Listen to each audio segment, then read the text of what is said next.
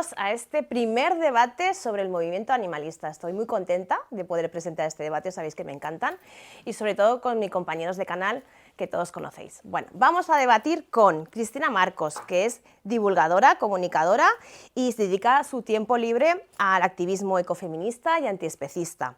También colabora con la Fundación Salvando Peludos y es colaboradora de este canal. A su lado está Fernando, presidente de la Fundación Salvando Peludos, es experto en aplicación del método CER, trabaja en diferentes centros de protección animal y fundó FESA, que es la Federación Española de Santuarios de Animales, en 2021. Y al lado de Fernando está Sergio, que es activista animalista por los derechos de los animales, fue primer director de la Dirección General de los Derechos de los Animales y actualmente es director de un medio de comunicación que se llama Soy Madrid. Bien, vamos a empezar este debate que lo hemos dividido en 4 bloques. Cada uno de ellos va a tratar sobre temas específicos del movimiento y vamos a ir dando la palabra a ver qué nos dicen. El primer bloque del que vamos a hablar está relacionado, bueno, pues con los retos del presente y del futuro del movimiento. Y para ello, Cris, cuéntanos, ¿cómo ves el movimiento? ¿De dónde partimos? ¿Hacia dónde vamos? Bueno, pues creo que sí que hay, en este momento, hay una parte muy positiva dentro del movimiento animalista y es que precisamente, pues oye, ya que tenemos aquí a Sergio, lo menciono, ¿no? Creo que la ley de bienestar animal y todo el debate que se creó alrededor ha permitido que se hable un poco más del tema, también con muchos bulos y muchas cosas, pero bueno, cuando hay debate sobre el tema, al final es positivo.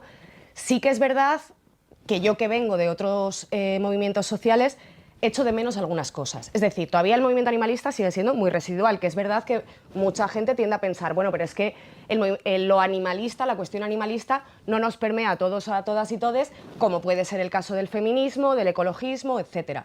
En este sentido, a mí sí que me gustaría que empecemos a pensar en qué han hecho estos movimientos para ser tan multitudinarios, ¿no?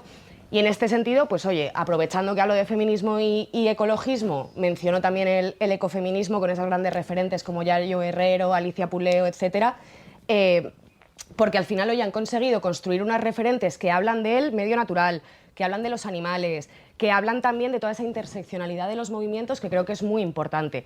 Y sobre todo, que sabiendo que hay más mujeres que son animalistas, que las mujeres empecemos también a levantar la voz en este movimiento y que no siempre sean hombres los que están al pie del cañón. Una de las cuestiones de este canal que es uniendo causas, conectando derechos, ¿no? ¿Qué os parece a vosotros la parte masculina sobre este tema? ¿Por qué hay tanta mujer de base trabajando en el animalismo y tan poca representación femenina en las instituciones? Bueno, yo creo que esto tiene una raíz común que le pasa a toda la sociedad en general. O sea, es el heteropatriarcado que controla muchísimas facetas de nuestra vida.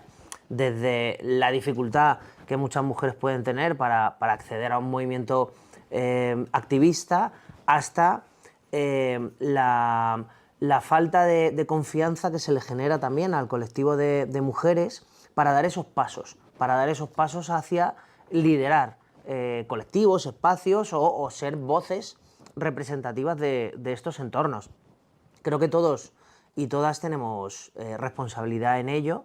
Creo que los hombres tenemos la responsabilidad también de empujar, aupar o acompañar a las compañeras que quieran dar estos pasos también y, bueno, y ellas tienen la responsabilidad también de romper esos techos de cristal, ¿no? que muchas veces hablamos de que las leyes se tienen que crear para cambiar los techos de cristal, pero también hay una parte que tiene que ver del empoderamiento también de la propia mujer en esto. Es decir, no quiero responsabilizar a la mujer de ser la responsable de no romper estos techos de cristal, pero sí que hay una parte también de impulso que las propias mujeres tienen que dar, como han dado en otros movimientos sociales y que, como bien ha dicho Cristina, nos toca también referenciarnos en esos movimientos sociales, ya sea para poder profesionalizar, avanzar en el movimiento animalista, como para que sus portavozas, en este caso, sean mujeres.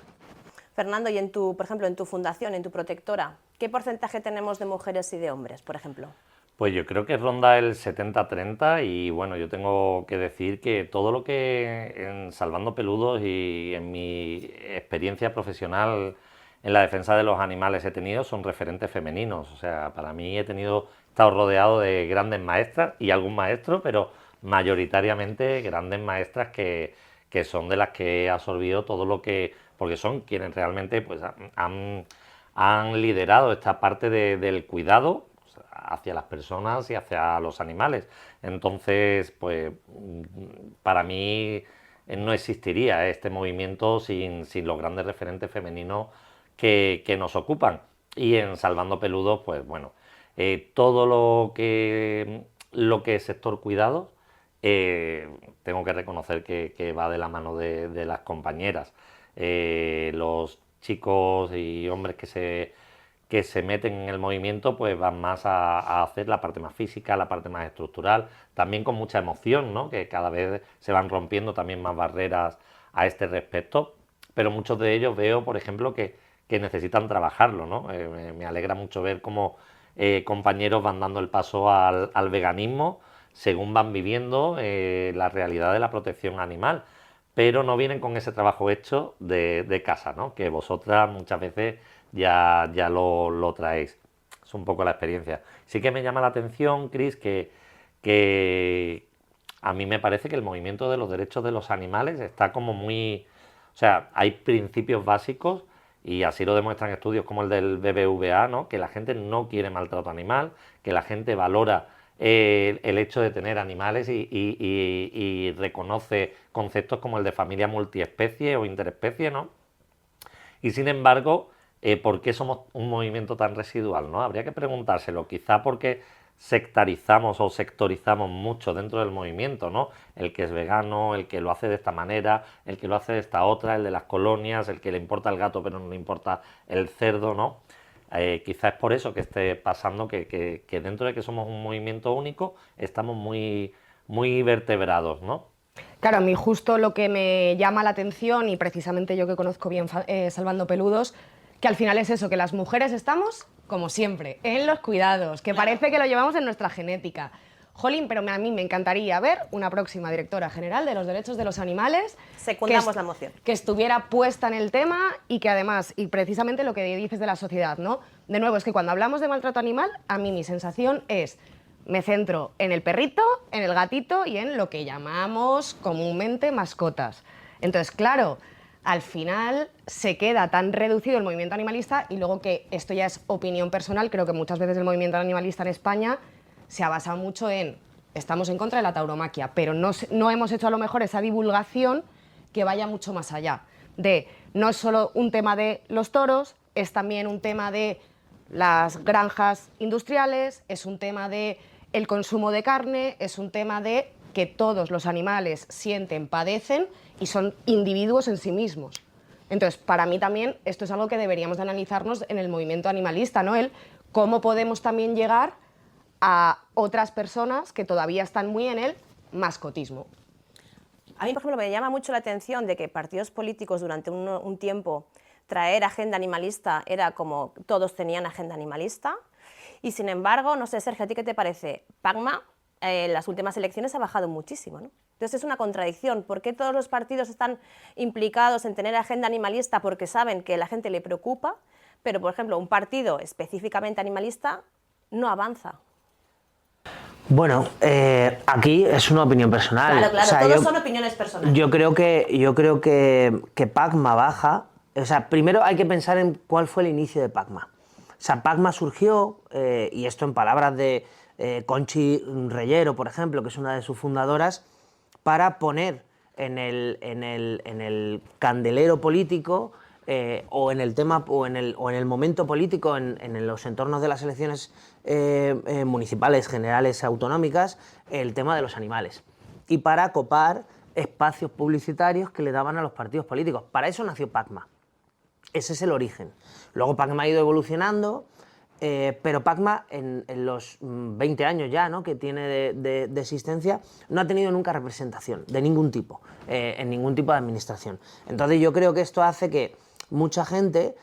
Antes no existía ningún partido que tuviera realmente posiciones en protección animal. Ahora yo creo que más o menos sí que se incluyen dentro de las organizaciones políticas. Yo creo que hay mucha gente, votantes, que ponen el eje de la protección animal como uno de los principales factores para votar son más prácticos, en el sentido de prefiero votar a alguien que puede hacer algo y que va a estar lo que se llama el voto útil, ¿no? Es decir, prefiero votar a alguien que va a estar que no votar al 100% de mi posición animalista, porque además, y aquí volvemos a uniendo causas, ¿no?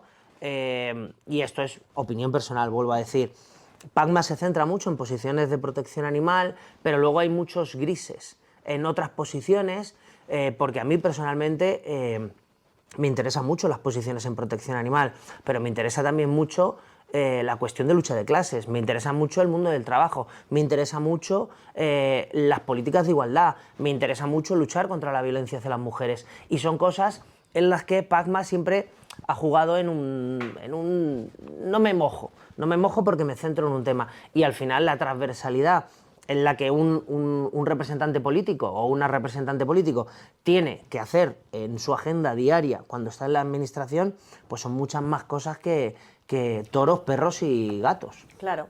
Sin embargo, en otros países sí hay partidos consolidados, ¿no? Ecologistas, verdes, ¿no? Y sin embargo en España como que es muy reacio, no sé si será también por temas de tradición, donde a lo mejor pesa demasiado, o a lo mejor también el tema de que otros partidos hayan añadido esas causas animalistas.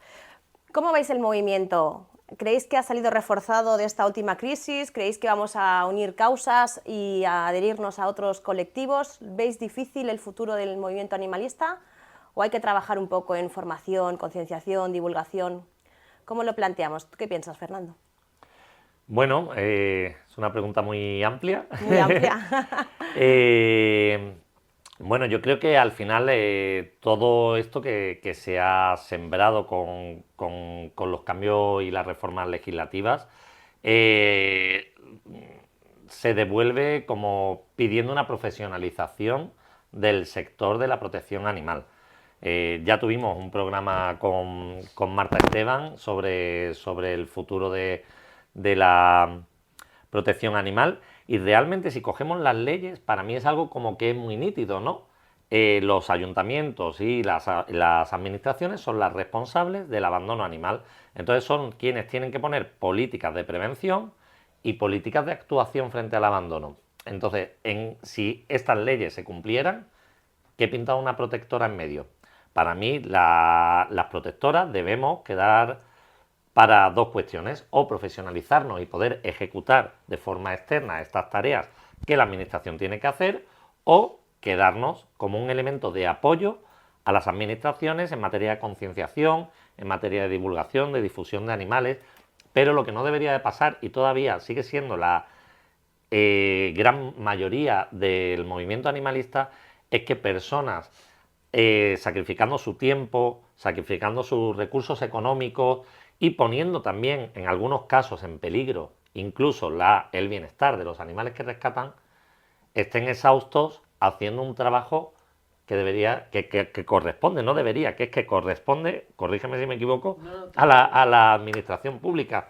Entonces, pues yo creo que el único camino es el de la profesionalización, o el de asumir una labor que es igual de bonita y igual de interesante, ¿no? Que es el de ayuda a cambiar el mundo difundiendo, consiguiendo casas a animales, yendo a colegios a dar charlas, desde mi labor de voluntario, siendo casa de acogida, que es una labor también valiosísima, ¿no? Pero no asumiendo en mis espaldas el peso que ahora mismo yo creo que los ayuntamientos es de lo que más le preocupa, ¿no? ¿Cuánto cuesta rescatar un animal? ¿Cuánto cuesta hacer CES?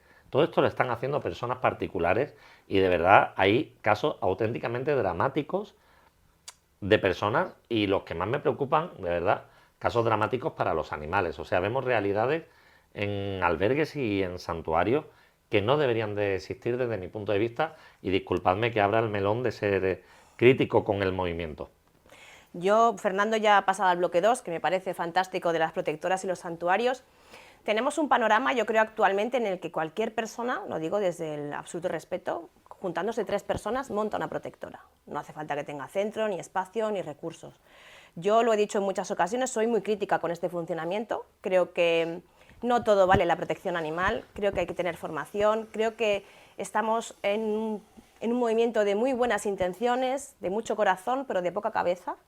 Y creo que al final eso nos lleva pues, también a ser pues, poco comprendidos por la sociedad, a personas que se creen que porque han rescatado un animal de la calle tienen derecho a decidir sobre la vida de los posibles adoptantes presente y futuro y redactar contratos de adopción estrambóticos, porque esto yo lo he vivido. Entonces, ¿hacia dónde vamos con las protectoras y los santuarios? Tenemos también la falta de regulación de los santuarios, que es un problema grave también, pero tampoco hay una regulación muy específica con las protectoras. Es verdad que la ley recoge un registro, una formación de su junta directiva.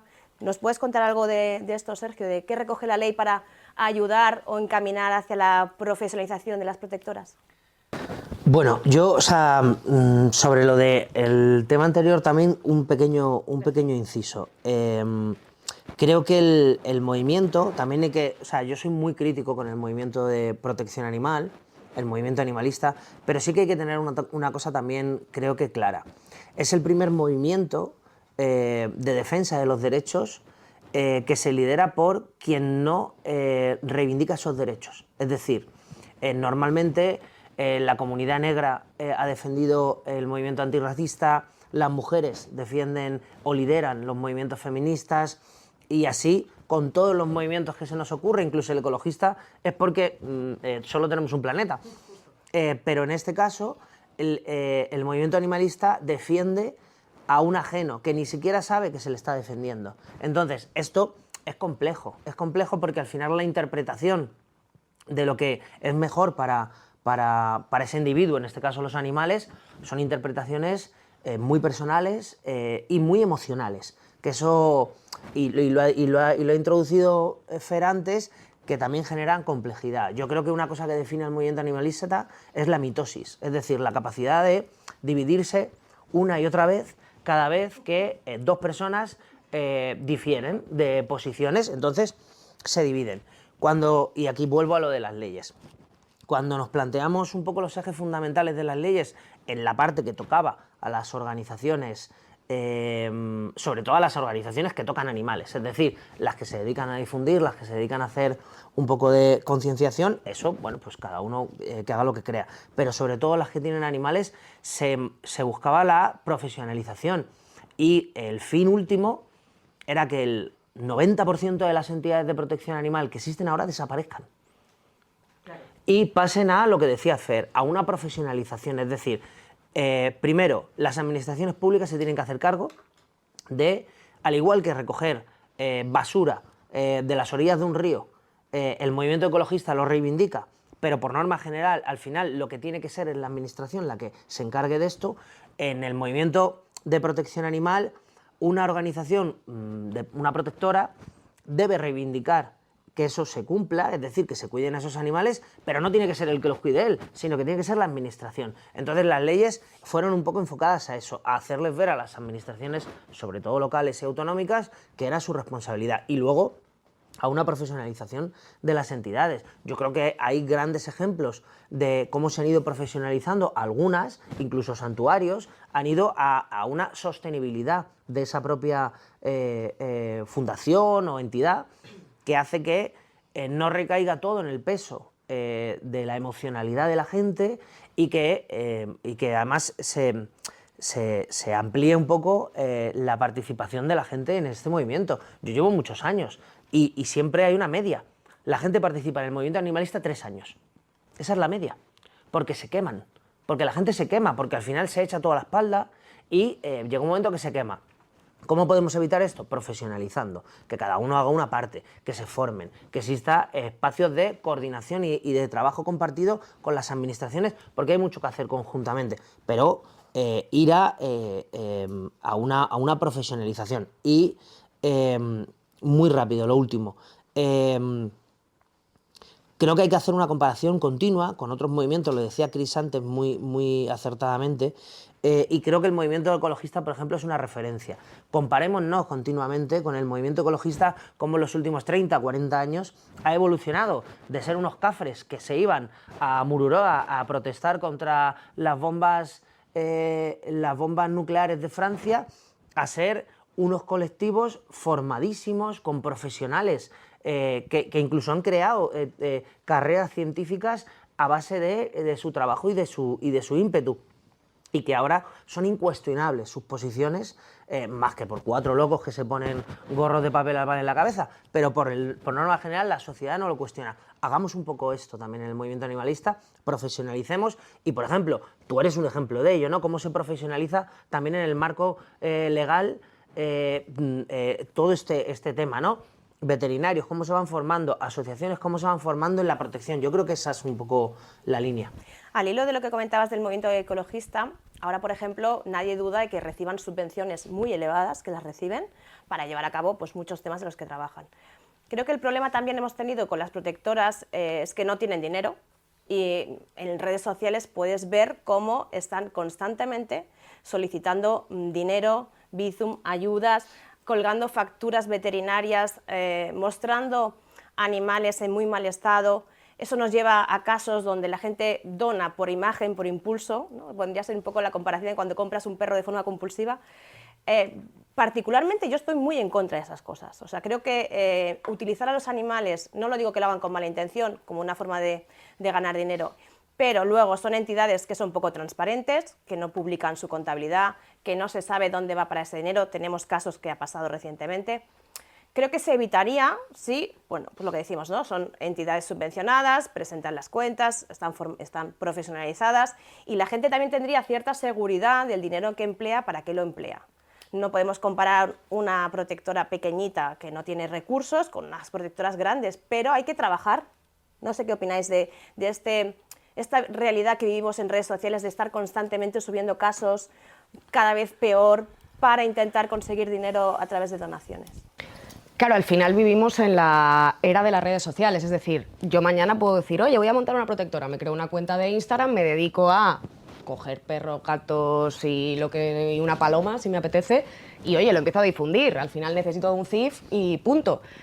En ese sentido, es muy importante la profesionalización, como estabais diciendo, pero es que incluso yo voy antes, es decir, en la educación en edades tempranas. Si es que al final, ¿qué educación hemos recibido? No sé en vuestro caso, pero en el mío era, si hablabas de qué bonitos son los perros, qué bonitos son los gatos, y te llevaban a una granja escuela.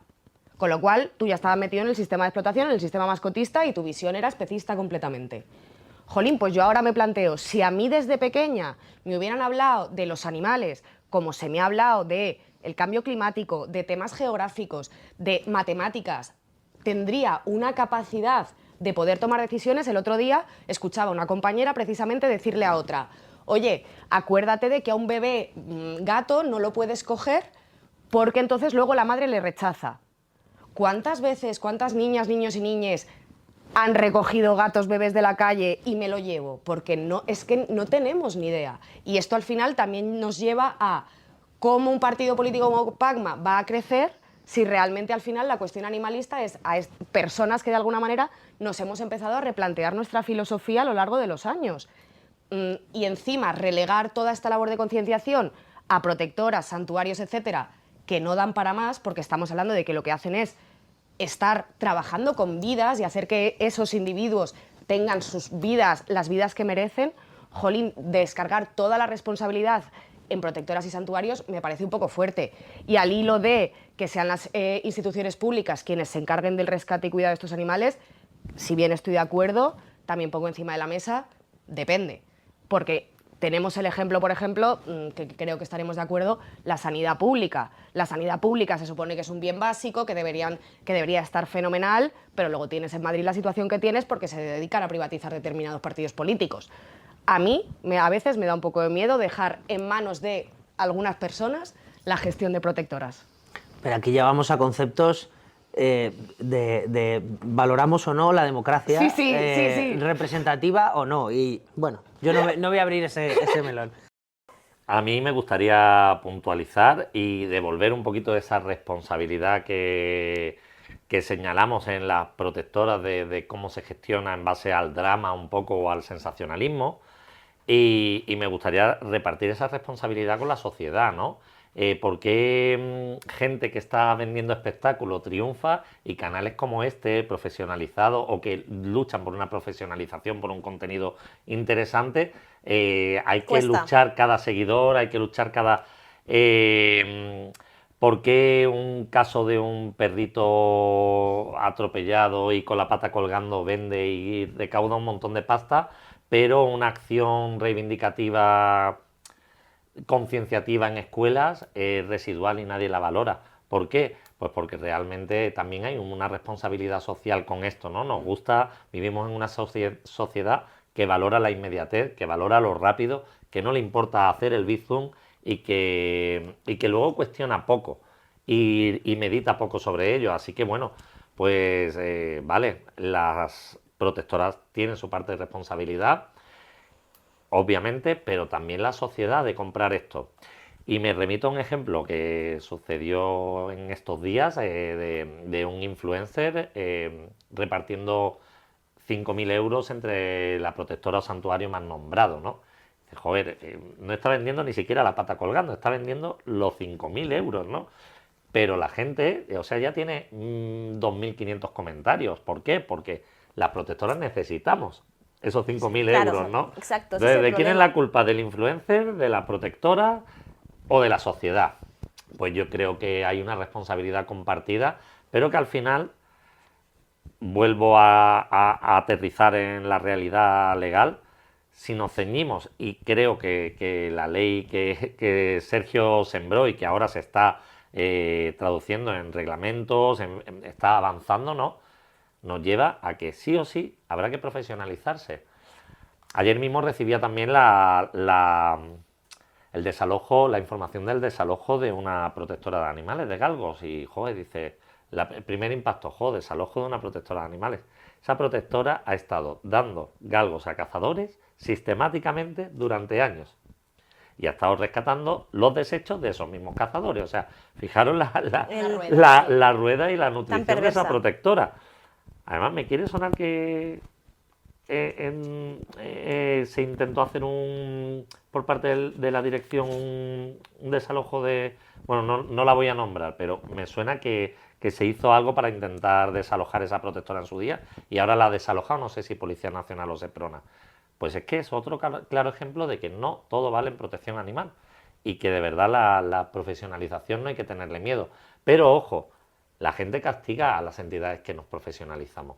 Nos castigan, o sea, a mí y a nuestro equipo se nos señala mucho pues por tener un salario, que vives de los animales, que a él no le ayudes porque recibe muchas subvenciones públicas. A ver, para recibir una subvención pública lo primero que tienes que hacer es demostrar un gasto y nunca te subvencionan el 100%. Y perdóname que te interrumpa, es que tú recibes una subvención para hacer un trabajo. Exacto. Para Efectivamente. hacer un trabajo para la administración. O sea, que es que recibes 80.000 euros. 80.000 euros de los que seguramente te gastes 100.000 luego en hacer ese trabajo. Es que sí o sí, porque solo es una parte. Sin embargo, hay protectoras, que tampoco voy a nombrar, que con dinero público de bizum de gente alquila 3 chalés enfrente de la playa y tiene a 5 animales en cada chalet, que han estado cuestionadas e incluso judicializadas y salen absueltas. Vamos a plantearnos por qué esa gente sigue recaudando dinero y por qué a las protectoras que exigimos la profesionalización del sector, que exigimos cuando un ayuntamiento nos llama que pague el servicio que está pidiendo, para que lo podamos hacer con gente que esté contratada, generar empleo dentro de la protección animal, formar a nuestros equipos, pagar una furgoneta, pagar el ATES de la furgoneta, las jaulas donde se captura el gato. No estamos pidiendo dinero para alquilarnos un chalet en la playa, estamos pidiendo dinero para hacer un trabajo profesional de protección animal. Y añado, en no autoexplotarse. O sea, y vuelvo un poco a lo que decía antes. O sea, es necesario profesionalizarlo porque hay mucha gente que lo da todo durante un periodo de tiempo muy corto hasta que se quema. Y es que no puede ser. O sea, conocemos todos asociaciones que reciben muy justito lo mínimo de donaciones y le echan 20 horas al día. Y es que eso no es sostenible en la vida de un ser humano. No puede ser. O sea, para que esa asociación continúe, esa persona tiene que tener vida, tiene que saber lo que es un domingo. Claro, es que yo creo que el problema básico es depender de donaciones privadas. O sea, la administración mira, como en muchos otros casos, para otro lado porque entiende que ya hay una sociedad organizada que le saca las castañas del fuego. Y creo que tenemos que dejar en algún momento que esas castañas ardan y ardan delante de la puerta de los ayuntamientos para que eso ocurra. Lo que pasa, claro, es verdad que, como decías, Cristina, hablamos de vidas y de individuos y es muy difícil. Pasamos al tercer bloque. Bueno, si me dejas puntualizar una cosa, simplemente, y al hilo de la profesionalización, y lo que estáis diciendo me parece súper acertado, y también ligado al tema de redes sociales, ¿no? ¿Qué pasa? Nadie duda que las organizaciones también ecologistas, ves las ofertas de trabajo y tienen equipos de comunicación y tienen personas expertas. No hablo de marketing, porque a mí el marketing a veces me chirría un poco cuando hablamos de lo social. Te hablo de equipos de comunicación expertos, equipos de fundraising, etcétera. ¿Por qué las entidades animalistas no pueden permitirse tener un equipo de comunicación que les ayude a hacer todo esto? Al final va a la profesionalización, es decir, al final la mayor parte de las protectoras y santuarios que yo conozco tienen a sus personas de comunicación relegadas al voluntariado, con lo cual no le están dedicando el tiempo, los recursos, etcétera, que realmente merece.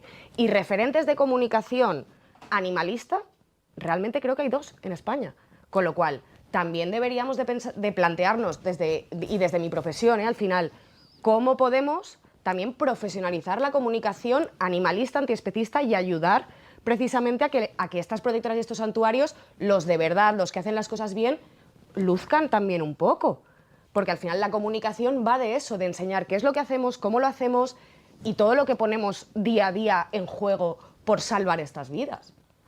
Es que al final en todos los sectores nos damos cuenta de que son importantes, ¿no? Es importante la comunicación profesional, yo voy a barrer para mi casa, que haya abogados animalistas especializados en medio ambiente, hace muchos años. En muchos colegios de abogados tenemos aulas de medio ambiente muy consolidadas, la mayoría hombres, también lo tengo que decir, que organizan eventos en los que se involucra muchísimo el colegio. No tanto es así cuando los eventos son animalistas, en los que las asociaciones y las aulas son más de mujeres. Pero en todos los sectores, por ejemplo, también es fundamental que hubiera una persona gestora, contable, tema financiero, y todo eso al final se lleva al voluntariado por falta de recursos. Pasamos al tercer punto, porque hemos hablado un poco del presente y nos vamos a ir al futuro. Sergio, ¿qué desafíos consideras que tenemos como movimiento para el futuro? alguno. Bueno, yo creo que hay muchos desafíos y yo creo que hila todo con lo que llevamos hablando este rato, ¿no? Yo creo que la profesionalización y que las normas que se han ido poniendo se vayan cumpliendo. Es decir, ahora toca formar a las administraciones públicas, que las administraciones públicas sean garantes de la protección animal, y creo que ahora la tarea del movimiento animalista se está enfocando mucho a supervisar lo que hacen estas administraciones para que cumplan las normas y cumplan las leyes. Es que todos tenemos casos, ¿no? Y depende de la administración que sea. Pongo el ejemplo, el municipio de Rivas hoy ha movido un camión de bomberos y 2 unidades policiales para bajar un gato de un árbol. Y hace 3 días yo estaba en Madrid y tuve que pelearme con una policía municipal para que cortara un carril de la carretera porque yo estaba debajo del coche, me iban a atropellar porque había un gato en el motor. Y con suerte llamaron a la propietaria del coche para que abriera el capó y lo agarramos. O sea, y estamos a 10 kilómetros uno de otro, ¿no? Y esto en otros sitios es mucho más loco, ¿no? Y yo creo que esa es una de las muchas cosas que tiene que hacer el movimiento, pero creo que ahora nos toca supervisar a las administraciones, y creo que la mano de los abogados y las abogadas va a ser fundamental, porque yo creo que sentencias, trabajo jurídico para poner en entredicho ciertas acciones que hacen las administraciones públicas va a ser fundamental, y dejar de separarnos. Creo que es importante. Ese reto va a ser difícil, ¿eh? Dejar de separarnos y entender que no vamos a estar siempre de acuerdo, pero que hay que generar frentes comunes. Y yo soy muy positivo. Y creo que, por ejemplo, hemos visto uniones que se han dado temporales como UTES, ¿no? Uniones temporales de empresas, en este caso de asociaciones, por ejemplo, para la ILP de No es mi cultura, ¿no? Son asociaciones muy diversas, dispares incluso en algunos casos, pero que se han unido con un fin común, ¿no? Antes con la ley pasó igual, ¿no? También se unieron para hacer ciertas presiones y ciertas cosas. Yo creo que ese es el trabajo conjunto. No hay por qué hacer una organización uniforme de todo el mundo junto, pero sí que uniones puntuales para ciertas situaciones concretas, y eso lo va a dar un poco la experiencia y la profesionalización. Yo que vengo de un viaje a Dinamarca sobre los derechos de las personas veganas, ¿creéis que en el horizonte del movimiento animalista está también encauzado el veganismo? Yo creo que lo tenemos que poner. Es nuestra responsabilidad como movimiento ponerlo. Lo que pasa es que hay que ponerlo desde el ángulo de la educación, no desde el ángulo del juicio, que es quizá el gran defecto que sufrimos en el movimiento, ¿no? Que es: yo soy más animalista que tú porque no como carne, y yo que no como leche más que tú que no tomas carne. En vez de hacer eso, creo que nuestra labor debe ser más pedagógica, más demostrar los beneficios para la sostenibilidad del planeta, para todos estos argumentos, ¿no? de ecología, de salud, de nutrición, derivan en el bienestar animal, que es donde redunda realmente el cambio social que se requiere. Creo que tiene que estar, que tiene que ser una de las líneas de trabajo, aunque hay que darle la vuelta a la tortilla a la tortilla vegana, para que no sea un objeto de disputa, sino un objetivo pedagógico. Creo que es. De hecho, precisamente hablando del veganismo, he de decir que a mí me sorprende mucho que realmente más gente ha llegado al veganismo gracias al ecologismo que al animalismo, cosa que me parece muy curioso. Oye, ahí el ecologismo nos ha hecho un favor, ya que tenemos esta intersección y ¿por qué no buscamos cuáles han sido las estrategias del ecologismo a nivel de comunicación? Que lo han hecho, es que lo han hecho fenomenal, es que han conseguido llegar a gente súper joven, manifestándose. Acordaos de cuando se armaban las manifestaciones todos los viernes de Fridays for Future, eran manifestaciones brutales. Pues mucha de esa gente se ha quedado con el discurso del veganismo. ¿Por qué no intentamos hacer algo similar? Es decir, podemos hablar de veganismo, podemos hablar de muchísimas cosas compartiéndolo con el ecologismo, y para mí unir fuerzas con otros movimientos es crucial. Pues yo no estoy de acuerdo. O sea, no con lo que has dicho tú, pero habría que generar aquí también un poco de disputa, claro, ¿no? claro. Que parece que venimos con todo apalabrado. O sea, yo creo que el movimiento animalista y el movimiento por el veganismo tienen que ser dos cosas diferentes. Y esto ya es más concepto filosófico. El movimiento por los derechos de los animales es, como dice su propio nombre, por los derechos de ellos. Para mí el veganismo es una cuestión personal, eso es sobre mis derechos, no sobre ellos. Y de hecho, yo cuando me hice vegano, puede sonar un poco raro, pero no lo hice solo por los animales, lo hice por resolver un conflicto y una contradicción que tenía yo. Es decir, a mí me gustan los animales y me los como. Y entonces, la única manera, fue una decisión egoísta. Es decir, para resolverme ese conflicto, dejé de comer animales. Y entonces yo por eso, mi veganismo creo que no tiene límites. Es decir, nunca voy a dejar de serlo porque no es un esfuerzo. Es todo lo contrario. Para mí fue una liberación esa contradicción. Entonces, yo por eso creo que son dos cuestiones diferentes, y eso entronca un poco con lo que dice Cristina, que tiene que ver con la conjunción o el colaborar con otros movimientos que también pueden rozar esto, ¿no? Y también existen movimientos FEV que aboga por el derecho de los niños también a que puedan tener una alimentación. No lo hacen solo por los animales, lo hacen por los derechos de esos niños, ¿no? Y además hacen mucha comparativa con personas que tienen creencias religiosas en las que excluyen cierto tipo de alimentos. Bueno, pues ya no es solo por los animales, es los derechos de las personas veganas. Y yo creo que hay que ir también un poco por ahí, ¿no? Es decir, yo creo que son movimientos diferentes y deberían de ir paralelos, pero creo que con estrategias diferentes. Claro, realmente tampoco es excluyente lo uno con lo otro. Es decir, oye, pues como yo siempre digo, el feminismo debería ser antiespecista. ¿Significa que el antiespecismo y el feminismo deben de ir de la mano en todo? No tiene por qué. Pero en algunos temas creo que sí que tenemos que buscar esa intersección, sobre todo también porque hay muchísima gente del mundo ecologista que todavía te defiende la caza, me refiero. Entonces, pues oye, ¿cómo intentamos también que se abran esos debates y esos diálogos?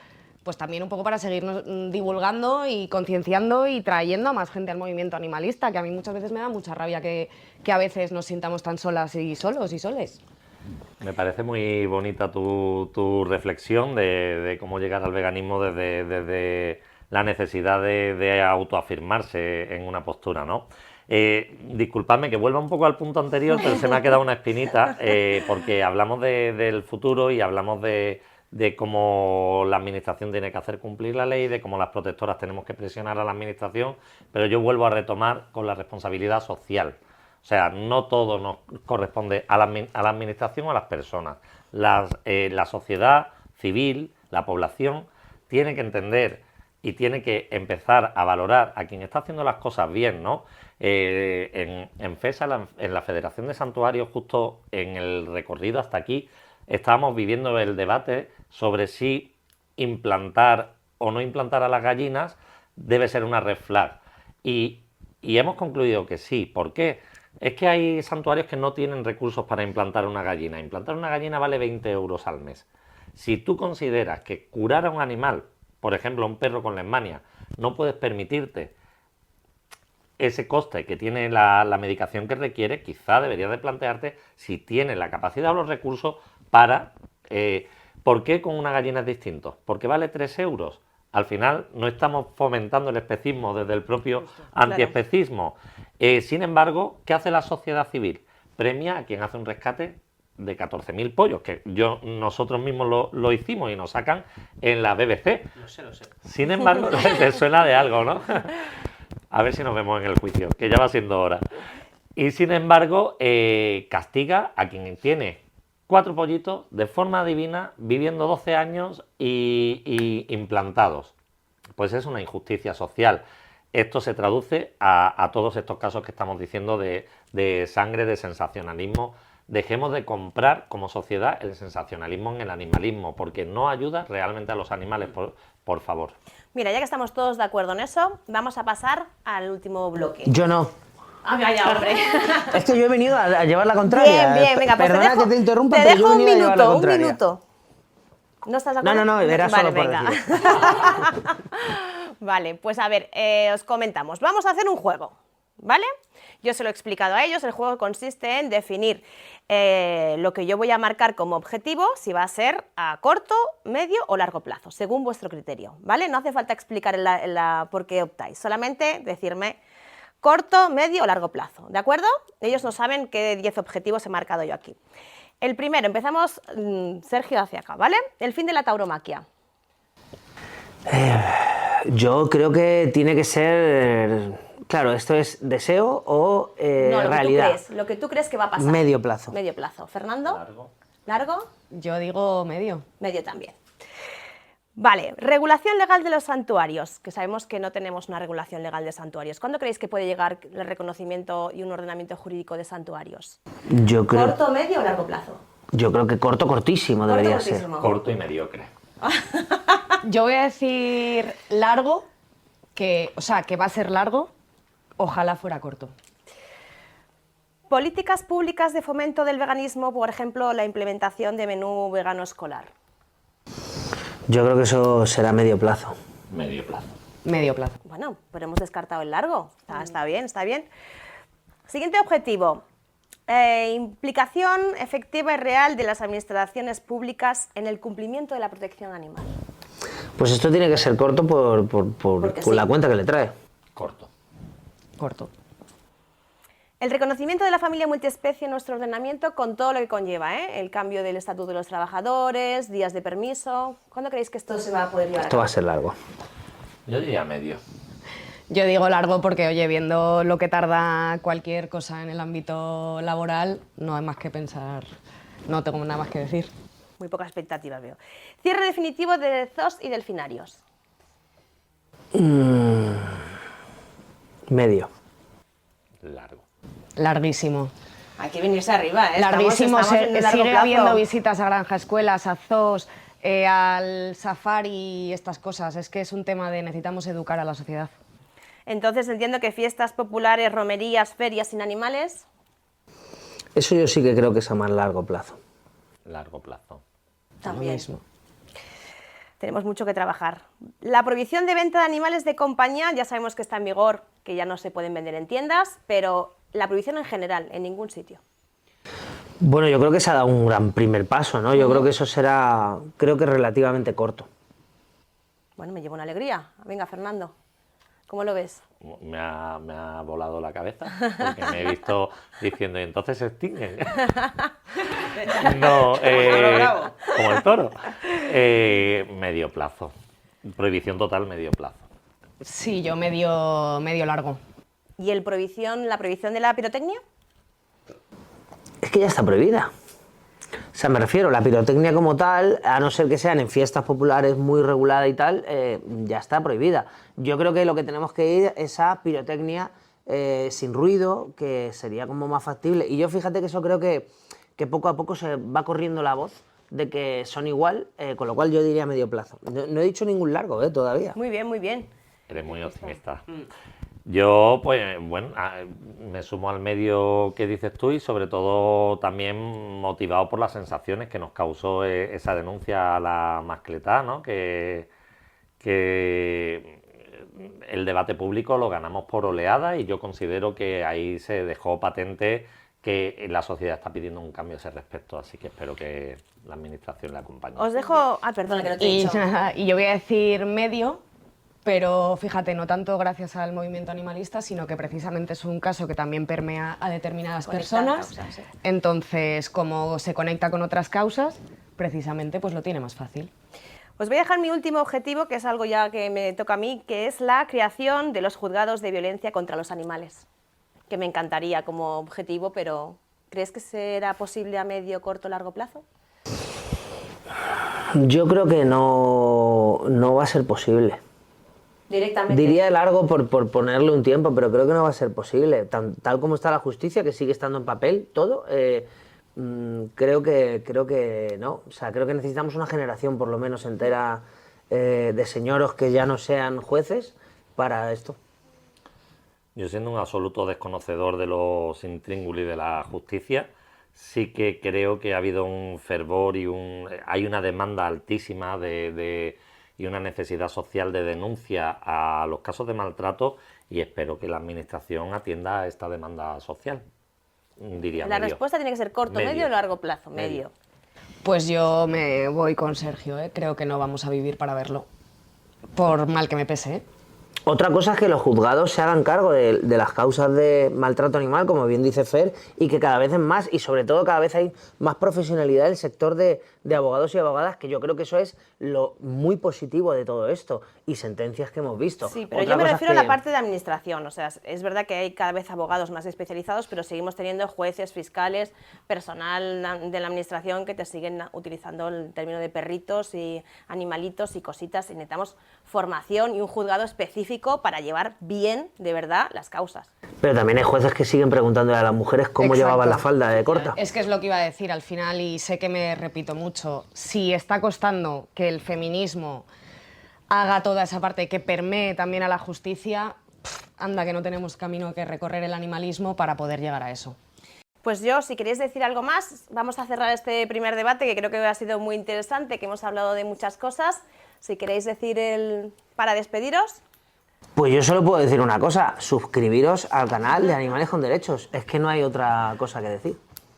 Yo me quedo con el tema de conectar causas, que ya también está en el eslogan del canal y que Cristina lo ha puesto muy de manifiesto y me parece un buen faro para el camino, ¿no? Justo, al final, pues oye, intentemos buscar interseccionalidad, mirarnos en otros movimientos, educar a las personas más jóvenes, porque al final solo con eso vamos a poder seguir construyendo el movimiento animalista del futuro, que vienen un montón de generaciones detrás de nosotras y nosotros y tenemos que saber llegar a ellas.